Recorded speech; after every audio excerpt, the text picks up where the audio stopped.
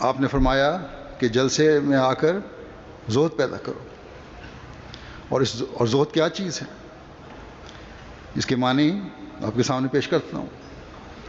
زہد کا مطلب ہے کہ ہر قسم کے جذبات کو قربان کرنا، اپنی دلی خوشی سے کسی دعوے سے دستبردار ہونا، مستقل مزاجی سے کسی بری چیز سے نہ صرف صرف نظر کرنا بلکہ اسے رد کرتے چلے جانا،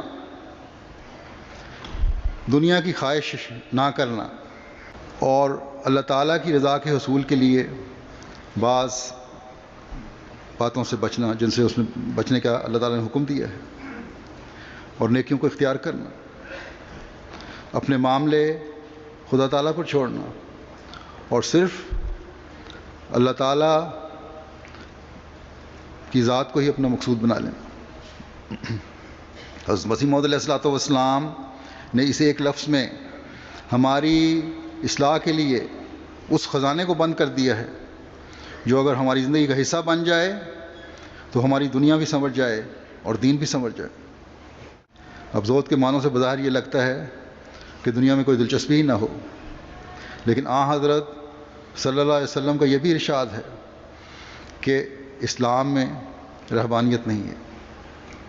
آپ نے یہ بھی فرمایا کہ حلال کو اپنے اوپر حرام کر لینا اور اپنے مال کو ضائع کر دینے کا بھی زہد سے کوئی واسطہ تعلق نہیں ہے. اگر کوئی اپنے مال کی پرواہ نہیں کرتا، اسے ضائع کر دیتا ہے، دنیاوی جھمیلوں سے فرار حاصل کر کے جنگلوں میں چلا جاتا ہے، رشتوں کے حقوق کی ادائیگی سے بچتا ہے، تو یہ بھی زہد کے خلاف ہے. فرمایا زہد یہ ہے کہ دنیا میں رہتے ہوئے جذبات کی قربانی خدا کی خاطر کی جائے. اگر کوئی حق چھوڑنا بھی ہے تو خدا کی رضا کے حصول کے لیے چھوڑنا ہے. دنیا کی خواہشات کو اللہ کی رضا کے حصول میں روک نہ بننے دینا، یہ زہد ہے.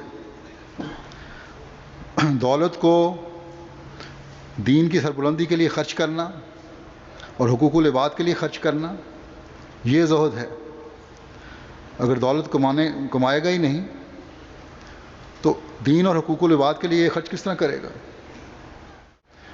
یہ وہ زہد ہے جو حضرت مسیح موعود علیہ الصلوۃ والسلام ہمیں پیدا کرنا چاہتے ہیں.